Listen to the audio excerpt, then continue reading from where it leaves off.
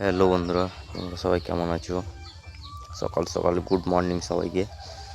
তো এই যে দেখতে পাচ্ছ, বড় সরস্বতী মায়ের মূর্তিটা দুমাটি হয়ে গেছে, মুখ লাগাও কমপ্লিট হয়ে গেছে।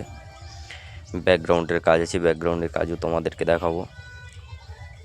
এটা ঠাকুরটা আছে 10 ফুট। হাঁস, ময়ূর এগুলো কিন্তু দুমাটি হয়ে গেছে। বাকিটাতে যেটা আছে এটা পালক লাগানো হবে, ডানা লাগানো হবে। কিছু আমার দুমাটি হয়েছে, আর কিছু বাকি আছে। তো এবছর টাইম কম হাতে, তাই আমি শুধু হাতগুলো, গলাটা, বিনাটা যেখানে যেখানে লাগবে সেখানে সেখানে কিন্তু দুমাটি করেছি। বাকিগুলো কিন্তু তুষ মাটি করা আছে। সময় খুব কম, কাজের প্রচুর প্রেশার, তাই